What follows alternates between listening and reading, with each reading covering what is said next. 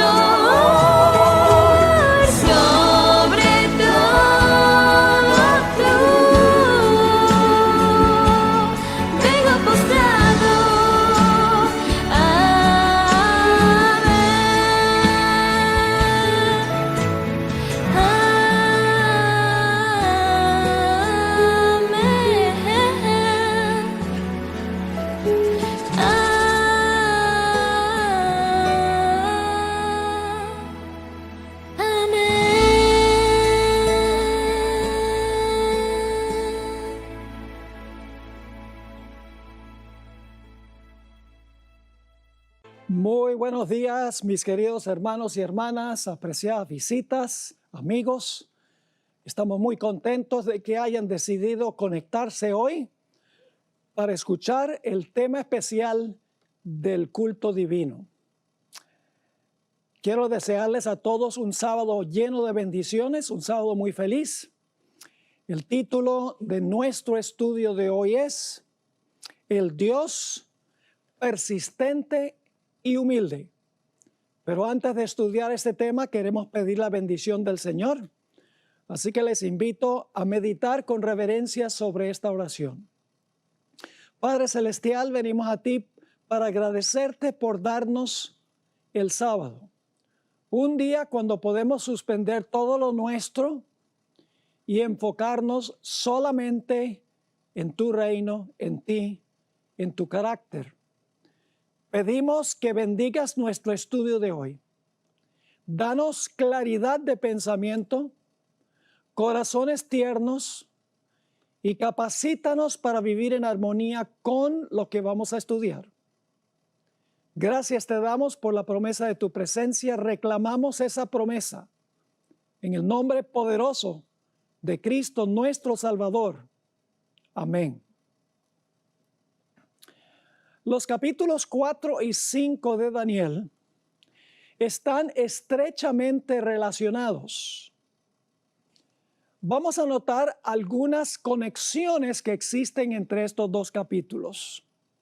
En primer lugar, ambos capítulos relatan historias de reyes babilonios, autosuficientes, arrogantes y despóticos.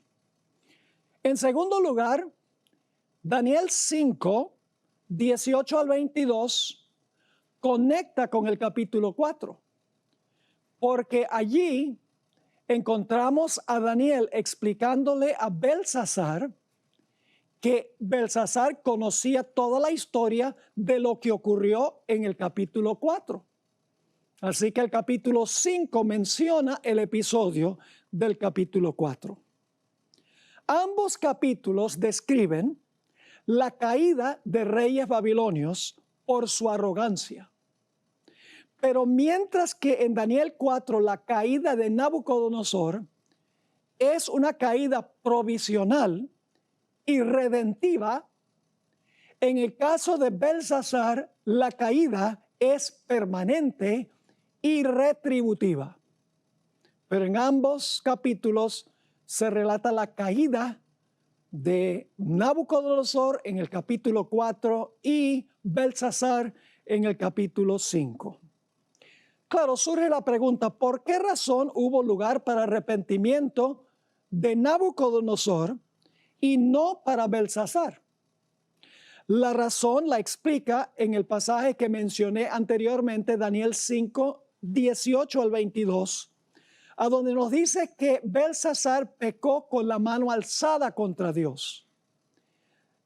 Él conocía la historia de la locura de su abuelo Nabucodonosor. Y sin embargo, a pesar de que tenía esa luz gloriosa de la experiencia de Nabucodonosor, no se arrepintió ni humilló su corazón delante de Dios. Y por lo tanto se cerró la puerta de la gracia para Belsasar.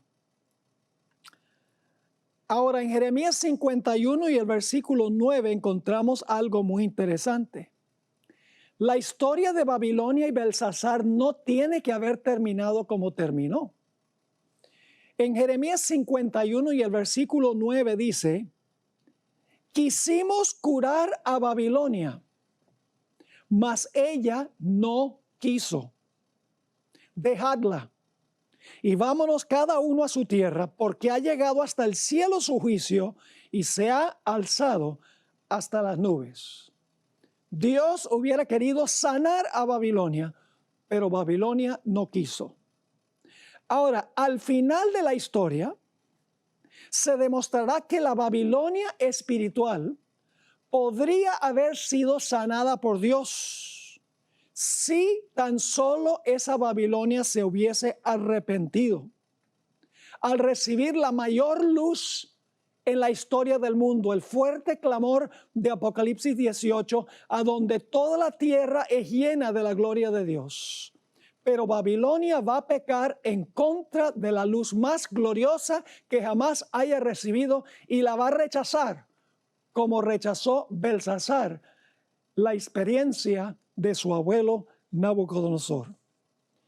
Las experiencias de los reyes Nabucodonosor y su nieto Belsasar tienen un mensaje claro y diáfano para los reyes de este mundo que viven al final de la historia. La historia del rey Nabucodonosor nos enseña lo que podría haber sido con Babilonia, mientras que la historia de Belsasar nos dice claramente lo que esa historia será. Ahora necesitamos mirar un aspecto de la estructura de Daniel el capítulo 4. En realidad, Daniel 4, 1 al 3 pertenece al capítulo 3. Es decir, los versículos 1 al 3 del capítulo 4 deben ser la conclusión del capítulo 3.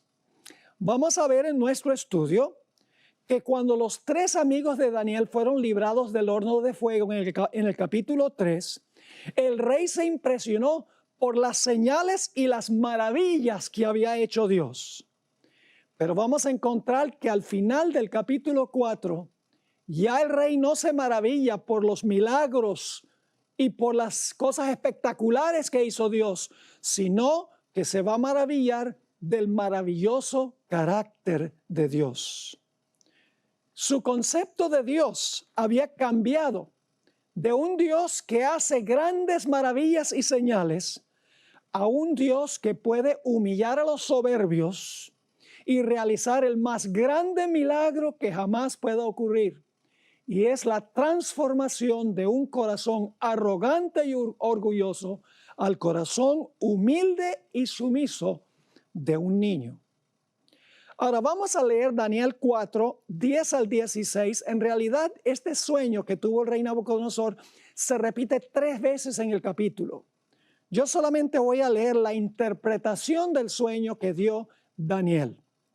Dice en Daniel 4 y el versículo 10, el árbol que viste, que crecía y se hacía fuerte, y cuya copa llegaba hasta el cielo, y que se veía desde todos los confines de la tierra, cuyo follaje era hermoso, y su fruto abundante, y en que había alimento para todos, debajo del cual moraban las bestias del campo, y en cuyas ramas anidaban las aves del cielo. Tú mismo eres, oh rey. Es decir, el árbol representa a Nabucodonosor. Tú mismo eres, oh rey, que creciste y te hiciste fuerte, pues creció tu grandeza y ha llegado hasta el cielo, y tu dominio hasta los confines de la tierra. Y en cuanto a lo que vio el rey, un vigilante y santo que descendía del cielo y decía, cortad el árbol y destruidlo, mas la cepa de sus raíces dejaréis en la tierra, con atadura de hierro y de bronce en la hierba del campo, y sea mojado con el rocío del cielo y con las bestias del campo sea su parte, hasta que pasen sobre él 7 tiempos. Esta es la interpretación, oh rey, y la sentencia del Altísimo que ha venido sobre mi señor el rey, que te echarán de entre los hombres, y con las bestias del campo será tu morada, y con hierba del campo te apacentarán como a bueyes. Y luego dice, y con el rocío del cielo serás bañado, y 7 tiempos pasarán sobre ti, hasta que conozcas que el Altísimo tiene dominio en el reino de los hombres y que lo da a quien él quiere. El árbol representa a Nabucodonosor, un rey que se preocupaba por los ciudadanos de su reino, pero luego se tornó un déspota, un orgulloso, un arrogante. Por lo tanto, el árbol fue cortado y 7 años pasan sobre ese árbol, pero la cepa en la raíz todavía está viva. Después de 7 años es restituido una vez más a su trono. Ahora Daniel aconsejó al rey.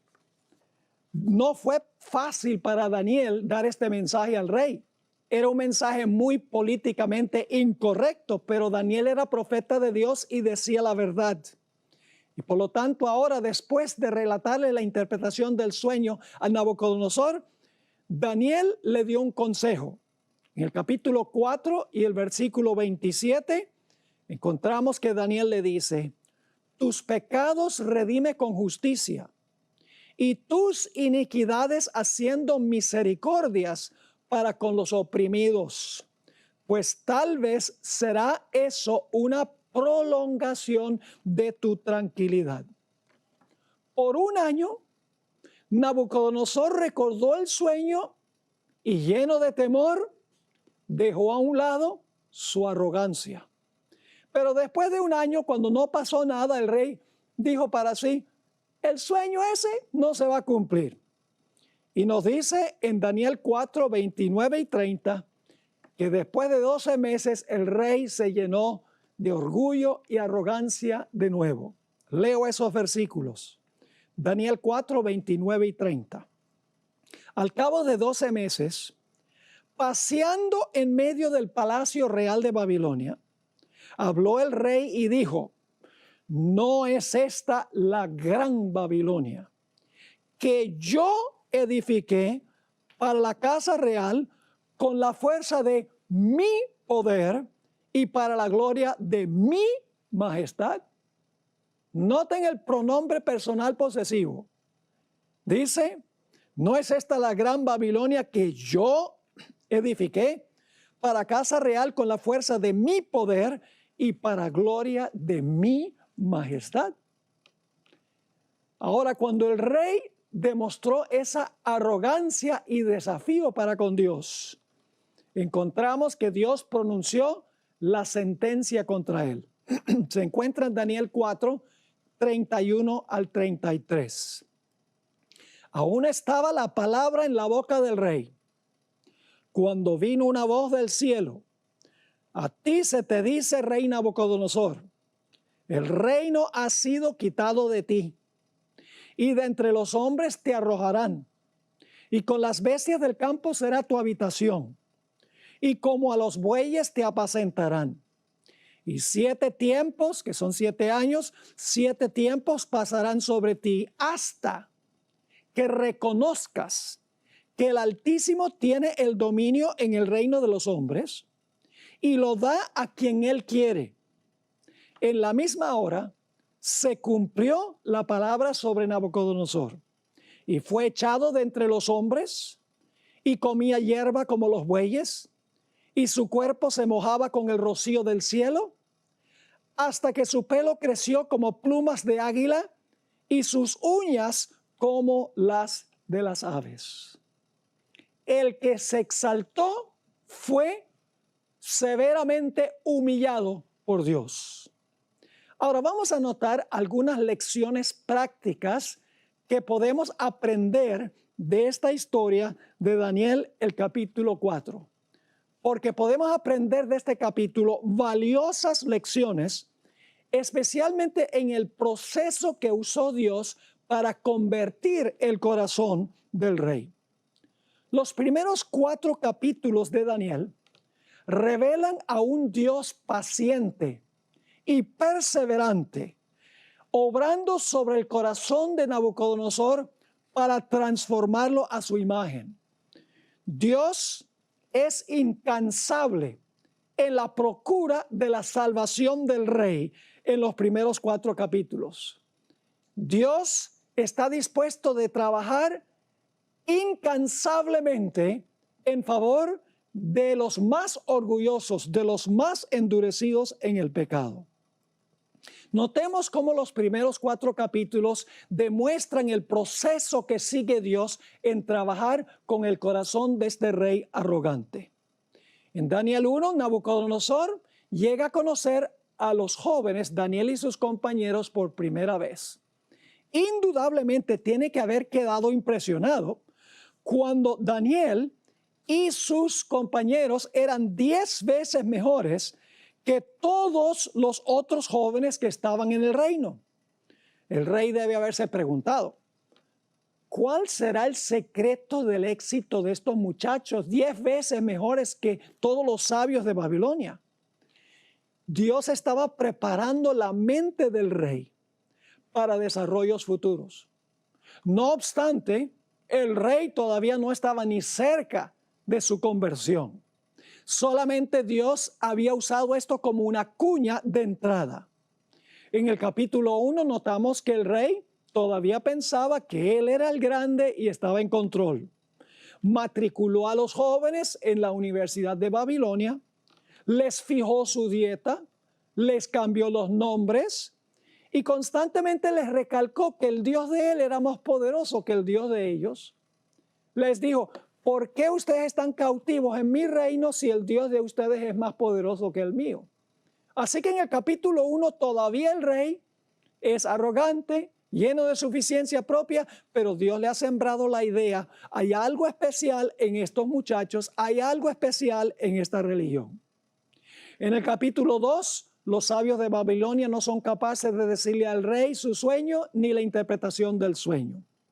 Así que el rey llama a Daniel y Daniel le cuenta el sueño y la interpretación del sueño al rey Nabucodonosor.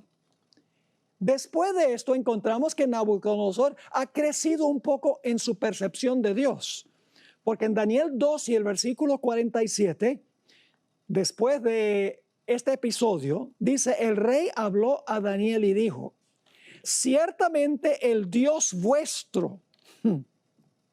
Noten que Nabucodonosor no está diciendo el mío.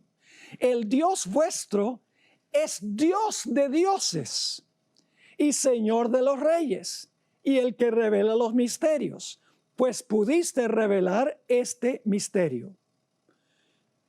Notamos aquí que el rey todavía no había aceptado al Dios de los jóvenes y de Daniel. Sencillamente dice: es el Dios de ustedes y es el Dios de los dioses, es decir, posiblemente sea el mayor de todos los dioses. Ha crecido en su percepción de Dios. Luego viene el capítulo 3. En el capítulo 3, Jesús mismo entra al horno de fuego para librar a los 3 jóvenes que habían sido echados allí. Después de esta experiencia, encontramos que el rey continuó siendo idólatra, continuó siendo arrogante, altanero y cruel. Pero Dios no se rindió, siguió trabajando con él.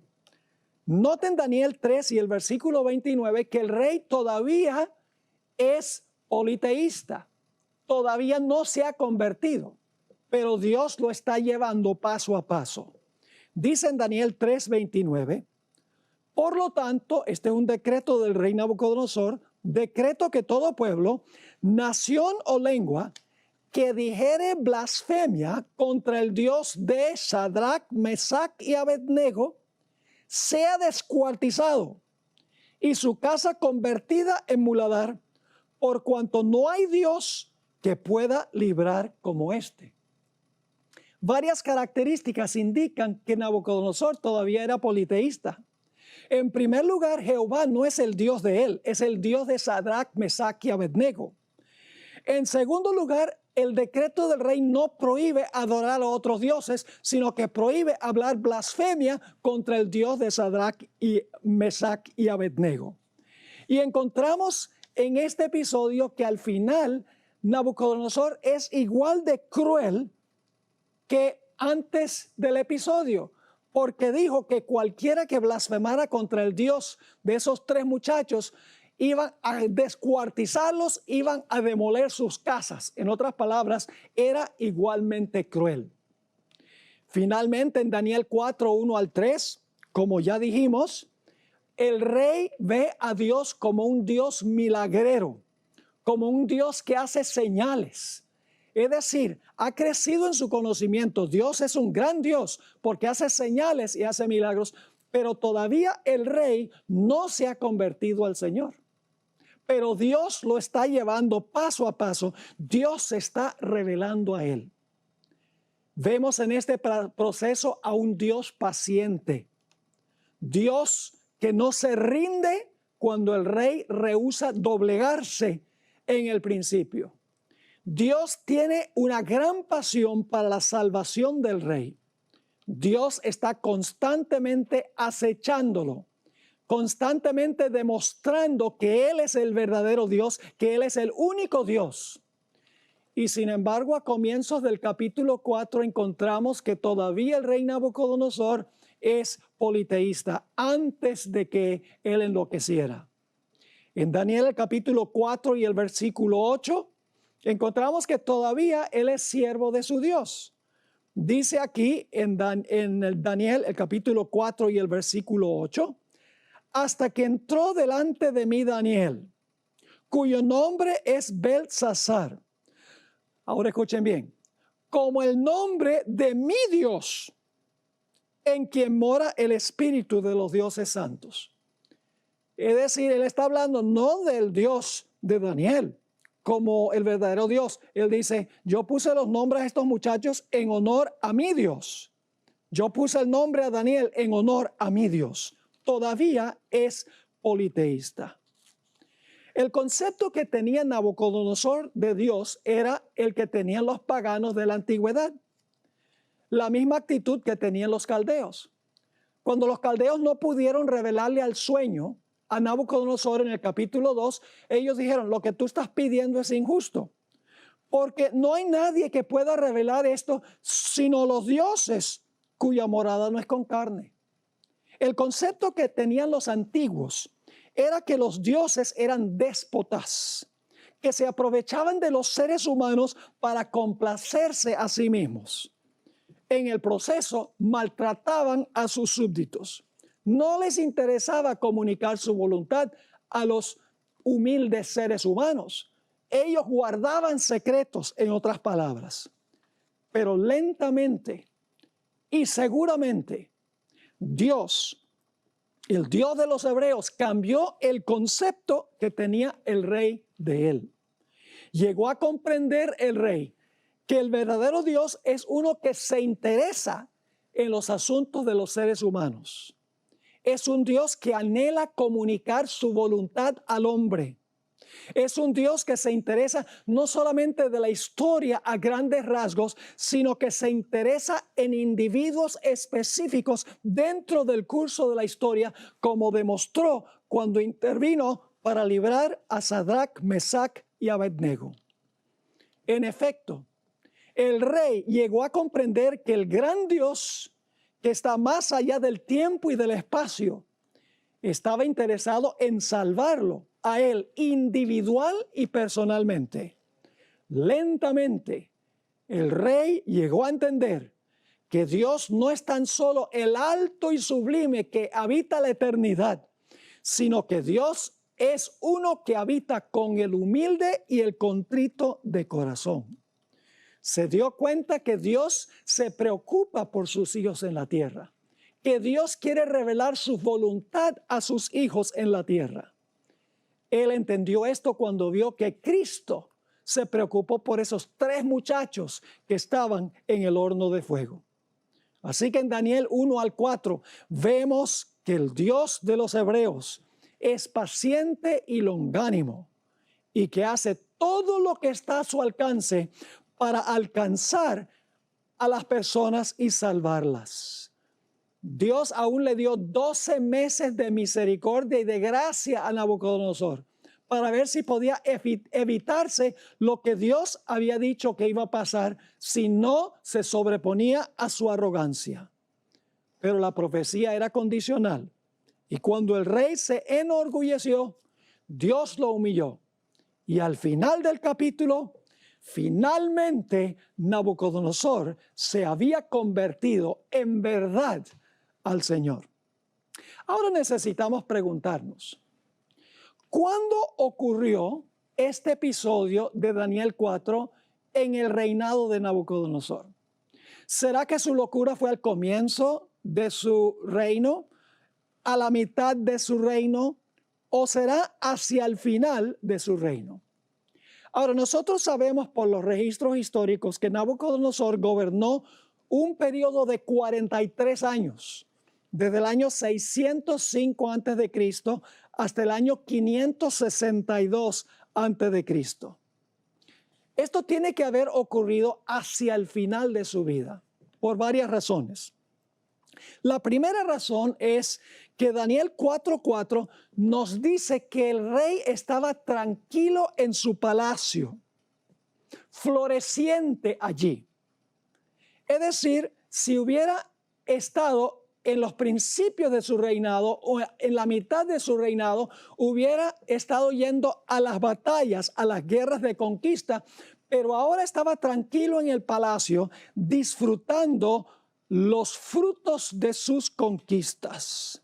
En otras palabras, sus conquistas habían concluido. Ahora sabemos que la última campaña militar del rey se realizó en el año 37 de su reinado. Es decir, nosotros sabemos que su última campaña fue en el año 37 de su reinado, que sería el año 568 antes de Cristo. En esa batalla él conquistó a Egipto.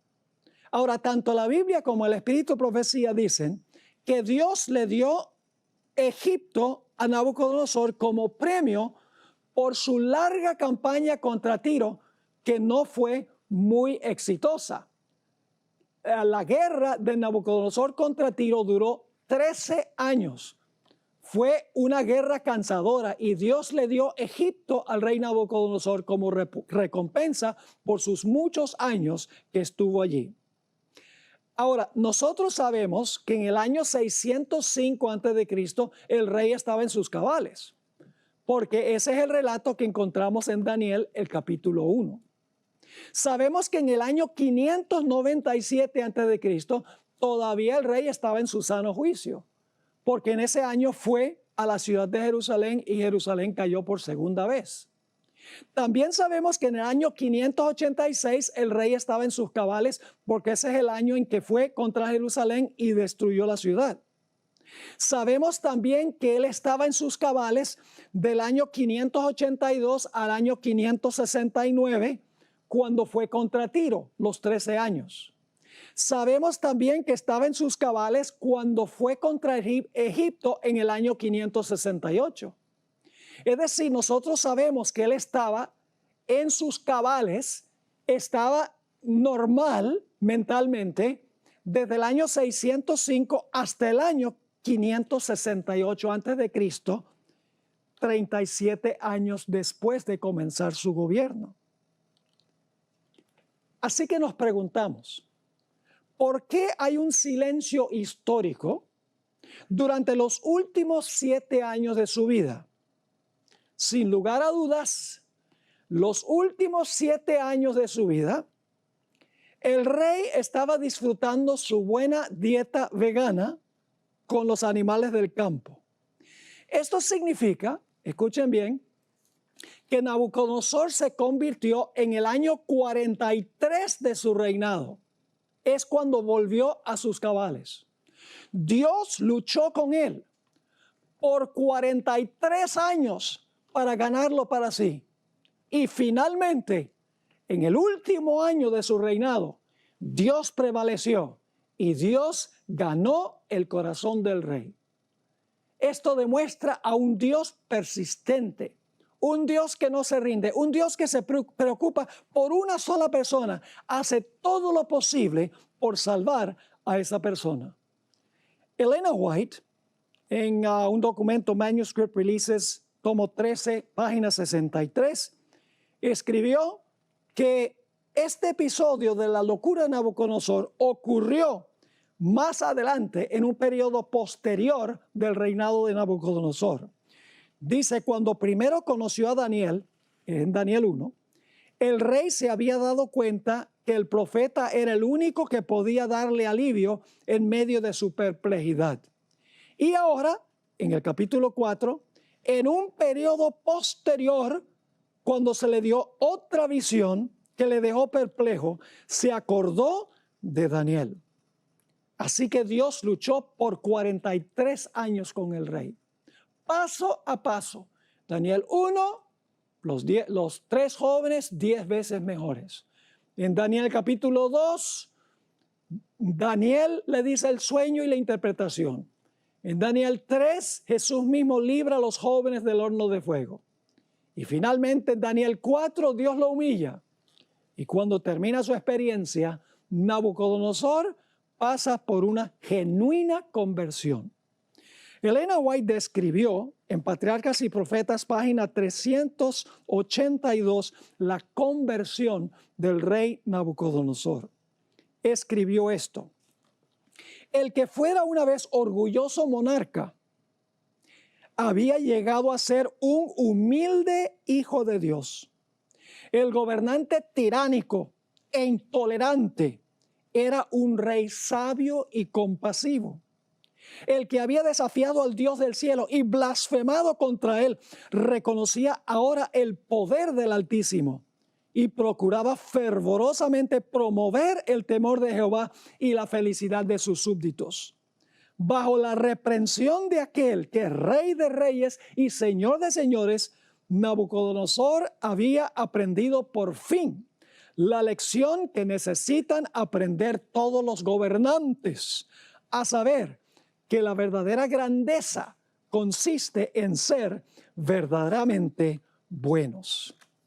En otra cita que se encuentra en la Review and Herald, 11 de enero de 1906, ella escribió: el rey Nabucodonosor, ante quien Daniel había honrado con tanta frecuencia el honor de Dios, finalmente fue plenamente convertido y aprendió a engrandecer y alabar al Dios del cielo.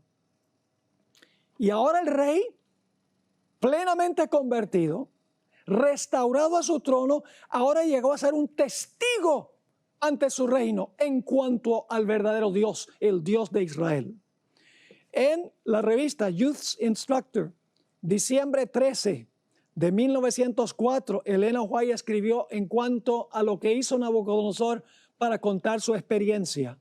Dice: el rey que ocupaba el trono de Babilonia llegó a ser un testigo a favor de Dios, dando su testimonio cálido y elocuente, que fluía de un corazón que participaba de la misericordia y la gracia, la justicia y la paz de la naturaleza divina.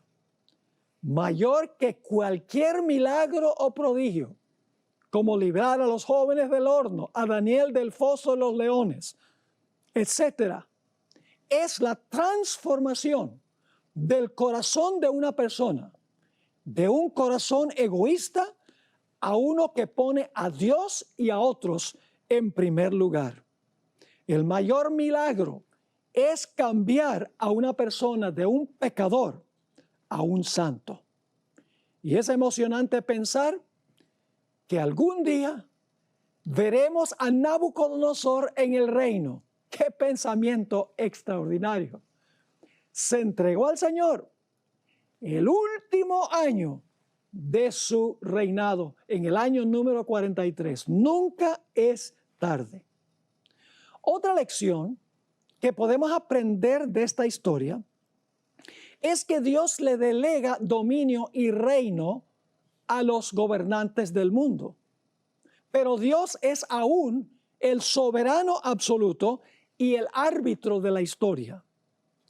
El sueño que recibió el rey del árbol nos recuerda de que Dios colocó al hombre para tener dominio sobre la tierra, sobre las aves del cielo, las bestias del campo y los peces del mar. Ese dominio que Dios le dio al hombre debía ser un dominio bondadoso, amante, misericordioso. Debía traer vida, paz y prosperidad a los súbditos del reino. Pero cuando Adán pecó, los gobernantes terrenales se volvieron tiránicos y despóticos y abusaron de su dominio. Los gobernantes debían siempre recordar que ellos eran súbditos del gobierno absoluto de Dios y como tales debían velar por el bien de sus súbditos. Pero con el transcurso del tiempo, los gobernantes olvidaron su mayordomía y abusaron de y explotaron a sus súbditos. Gobernaron para sí mismos y olvidaron beneficiar a aquellos sobre los cuales gobernaban. Qué gran lección para los gobernantes de hoy en día. Nabucodonosor pensaba que él era rey por su propia sabiduría y por su propia habilidad. Dijo: ¿no es esta la gran Babilonia que yo edifiqué para casa real con la fuerza de mi poder y para la gloria de mi majestad? Pero la pregunta clave es: ¿por qué era rey Nabucodonosor? El tema central del libro de Daniel, creo yo, se encuentra en Daniel 2 y el versículo 21. Creo que es el versículo más importante de todo el libro. Claro, es un poco difícil decir cuál es el versículo más importante, pero creo que este versículo tiene el tema central del libro. Daniel 2:21 dice que Dios hace tres cosas. Él muda los tiempos y las edades. Muda significa cambia los tiempos y las edades. Pone reyes y quita reyes. Da sabiduría a los sabios y la ciencia a los entendidos. Así que Dios hace tres cosas. Está en control de los tiempos, pone y quita reyes y da sabiduría a los sabios e inteligencia a los entendidos. Estas tres ideas las encontramos claramente reveladas en Daniel 4. En primer lugar, Dios cambió los tiempos del rey. Él estaba pensando que iba a disfrutar los frutos que él había ganado en sus conquistas, que los últimos años de su reinado iba a ser de paz y de satisfacción propia. Pero Dios cambió su plan, Dios cambió su tiempo, por así decirlo. En segundo lugar, Dios demostró que Él es el que pone y quita reyes. Dios lo colocó sobre el trono, lo quitó del trono, le preservó el trono durante los 7 años y al final de los 7 años lo restauró al trono. Además de eso, Dios demostró que Él es el que da la inteligencia y la sabiduría, porque Dios le quitó la perla de la razón, lo que distingue al hombre de los animales. Y ahora Nabucodonosor no tenía ninguna grandeza, porque Dios le había dado la capacidad de razonar. Dios le había dado sabiduría e inteligencia. Elena White describe la enfermedad del rey. En la revista Youth Instructor, marzo 28, 1905, Elena White escribió: las bestias carecen de un conocimiento de Dios y por lo tanto desconocen la soberanía de Él. De igual manera, Nabucodonosor había olvidado a Dios y sus misericordias. La prosperidad y la popularidad le habían llevado a sentirse independiente de Dios y a usar para su propia gloria el talento de la razón que Dios le había concedido.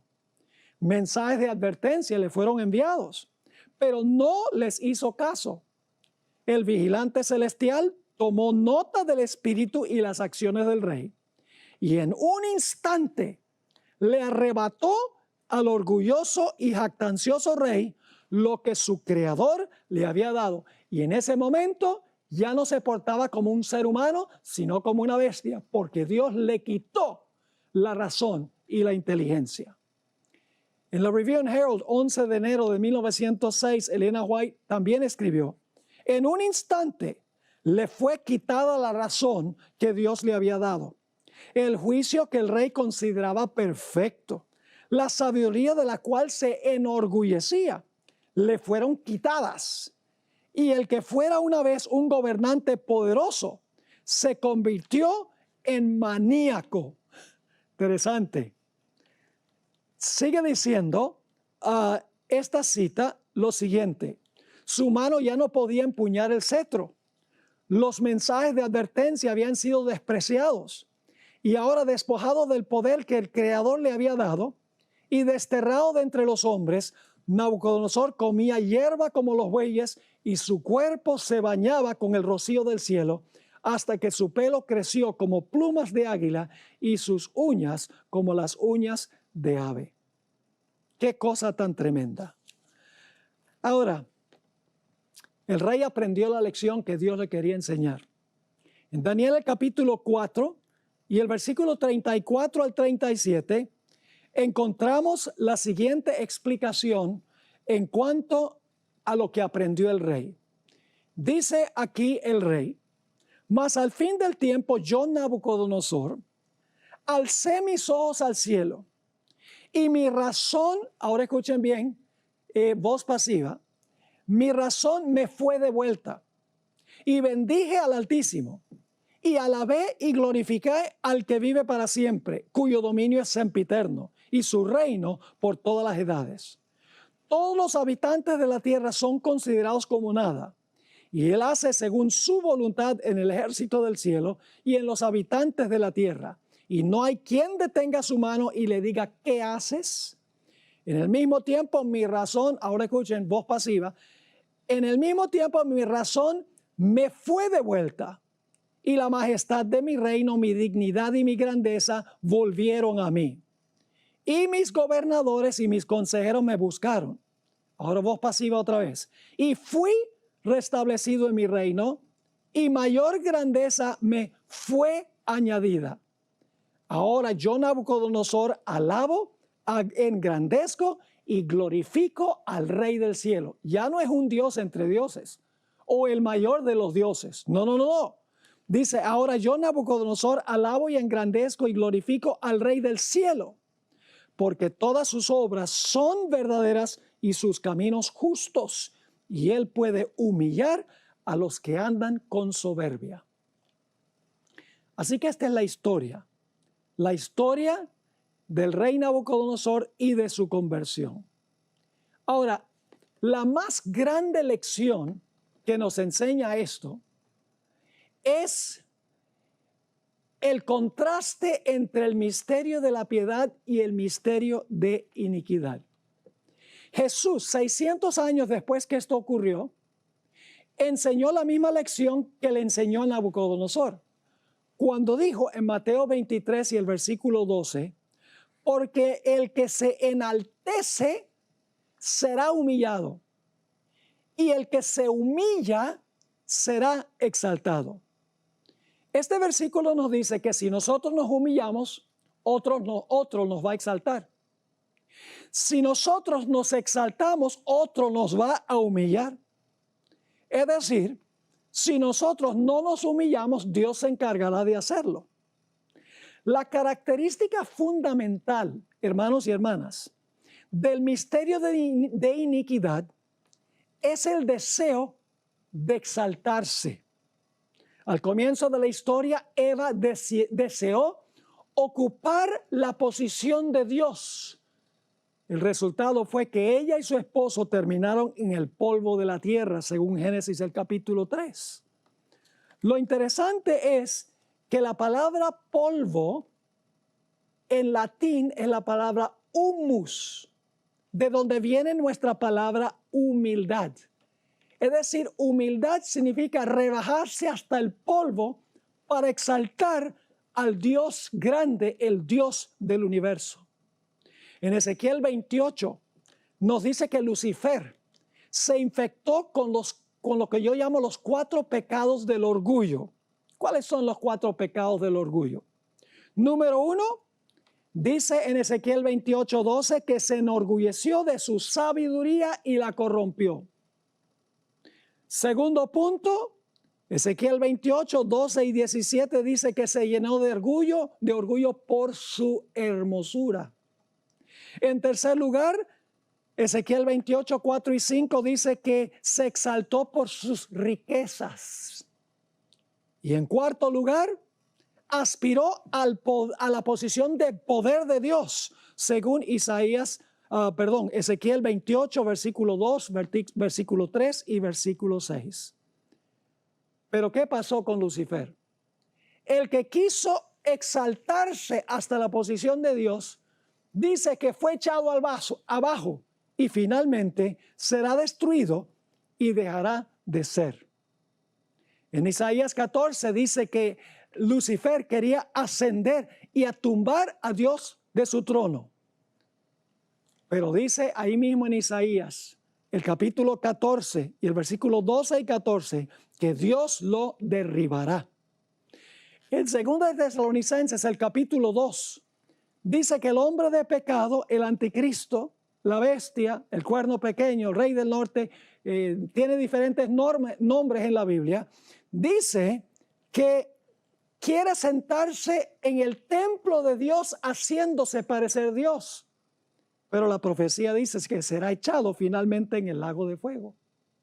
Es decir, el principio del misterio de iniquidad es exaltarse, pero el que se exalta será humillado.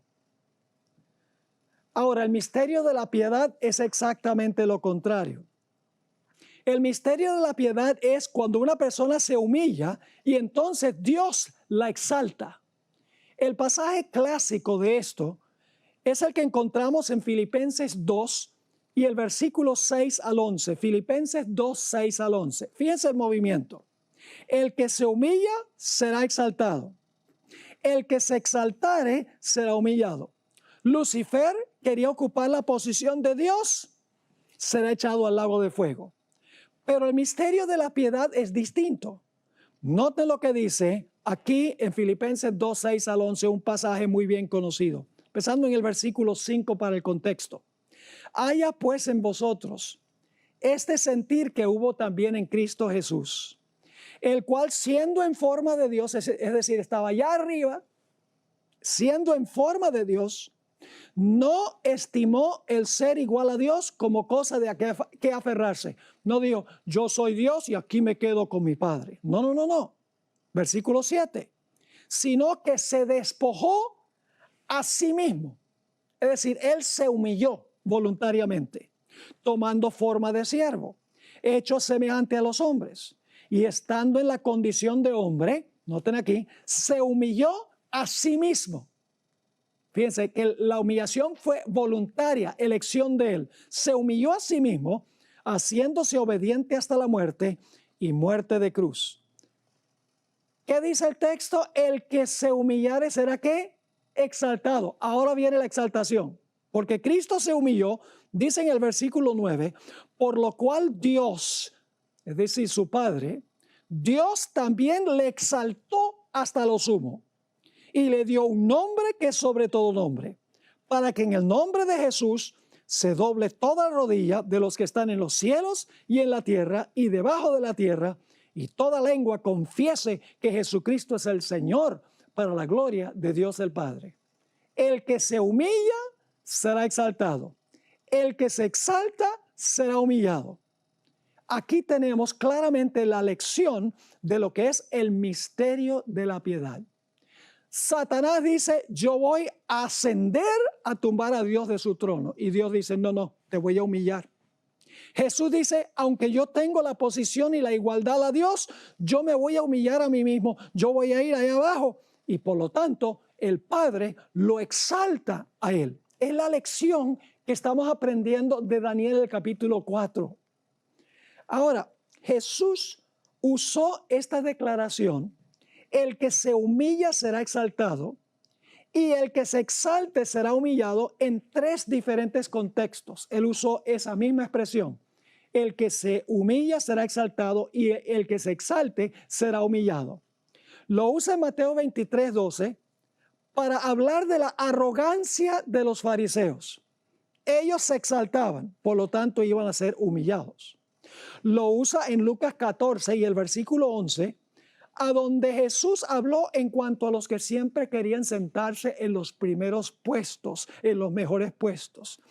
Jesús dijo, esos que se exaltan queriendo los primeros puestos serán humillados.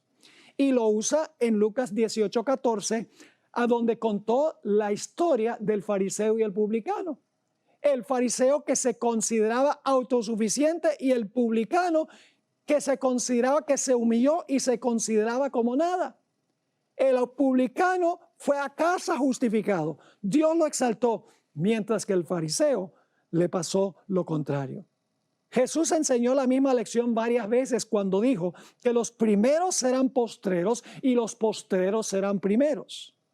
En Santiago 4, el versículo 6 y el versículo 10, encontramos a Santiago enseñando la misma lección. Dice así, pero Él da mayor gracia, hablando de Dios. Por esto dice, Dios resiste a los soberbios y da gracia a los humildes.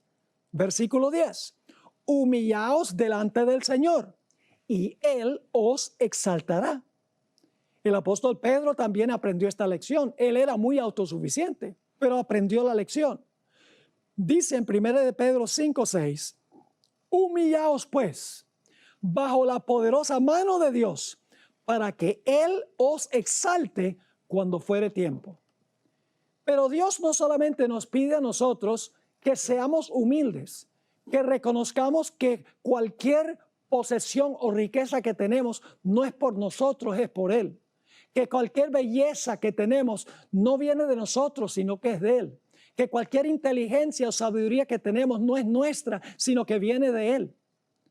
Dios dio y da el ejemplo. La deidad da el ejemplo. Y ustedes dicen, ¿cómo es eso? La relación entre el Padre y el Hijo es una relación muy interesante. Una persona hizo una pregunta, no sé si fue en la sesión anterior o una de las anteriores, donde preguntó si el Hijo se somete al Padre aún después de la encarnación. Lo interesante es que aunque Jesús es igual a Dios, tiene todas las cualidades de Dios, igualdad con Dios, por la eternidad se ha sometido a la voluntad del Padre. Se ha humillado para seguir las instrucciones del Padre. Vamos a notar 4 etapas de Jesús. La primera etapa es antes que existiese este mundo. Voy a leer de Patriarcas y Profetas la siguiente cita que se encuentra en el capítulo sobre el origen del mal. El Rey del universo convocó a las huestes celestiales a comparecer ante él, a fin de que en su presencia él pudiese manifestar cuál era la verdadera posición que ocupaba su Hijo y dar a conocer cuál era la relación que él tenía con todos los seres creados. Porque Lucifer había dicho que Jesús era igual a él y porque el Padre favorecía a Jesús y no a él, igual. Así que el Padre dice, voy a llamar a todos los seres celestiales para explicarles la verdadera posición de mi Hijo. Sigue la cita. El Hijo de Dios compartió el trono del Padre y la gloria del Ser eterno que existía por sí mismo cubrió a ambos. Ahora escuchen. Ante los habitantes del cielo reunidos, el Rey declaró, no los reyes, el Rey, hablando del Padre, el Rey declaró que ninguno excepto Cristo, el Hijo unigénito de Dios, podía penetrar en la plenitud de sus designios y que a él le estaba encomendada, es decir, a Jesús le estaba encomendada la ejecución de los grandes propósitos de su voluntad, es decir, de la voluntad del Padre. El Hijo de Dios, escuchen bien, el Hijo de Dios había ejecutado la voluntad del Padre en la creación de todas las huestes del cielo. Aún en la creación de las huestes del cielo, antes que entrara el pecado al universo, Jesús hizo la voluntad de su Padre. Así que dice, nuevamente, el Hijo de Dios había ejecutado la voluntad del Padre en la creación de todas las huestes del cielo. Y a Él, así como a Dios, debían ellas tributar homenaje y lealtad. Cristo había de ejercer aún el poder divino en la creación de la tierra y sus habitantes. Ahora escuchen esto. Pero en todo esto no buscaría poder o ensalzamiento para sí mismo, en contra del plan de Dios, sino que exaltaría la gloria del Padre y ejecutaría sus propósitos de beneficencia y amor. Claro, Jesús voluntariamente se sometió a su Padre, aunque era igual a su Padre, antes que existiese el pecado en el mundo. Jesús ejecutó la voluntad del Padre en la creación de todas las huestes celestiales. Estaba sujeto a su Padre. ¿Qué tal durante la encarnación? Jesús durante la encarnación se sometió a su Padre. Varias veces dijo, yo no he venido a hacer mi voluntad, sino la voluntad del que me envió. Y en Juan 14 y el versículo 28, el Señor Jesucristo dijo, habéis oído que yo os he dicho, voy y vengo a vosotros. Si me amarais, déjeme ver aquí qué dice. Si me amaríais, os habríais regocijado, porque he dicho que voy al Padre, y luego Jesús dice, porque el Padre mayor es que yo. Durante su encarnación Jesús dice, el Padre es mayor que yo. Ahora, ¿qué significa eso? ¿Que el Padre es superior a Jesús? ¿Que el Padre es Dios y que Jesús no es Dios? No. Jesús es 100% Dios. Lo que significa es que Jesús durante su encarnación se sometió a la voluntad de su Padre y a lo que había planeado su Padre para él. Igual que antes que entrara el pecado en el universo. Ahora, ¿qué tal después de la encarnación, cuando Cristo fue al cielo? Bueno, notemos 1 Corintios el capítulo 11 y el versículo 3. 1 Corintios el capítulo 11 y el versículo 3. Esto es después que Cristo ascendió al cielo. Pero quiero que sepáis que Cristo es la cabeza de todo varón, y el varón es la cabeza de la mujer, y Dios la cabeza de Cristo. Cristo tiene una cabeza, y la cabeza es su Padre. Por eso cuando leímos en Filipenses 2 y el versículo 6 al 11, dice que cuando Jesús se humilló, luego el Padre lo exaltó a lo sumo.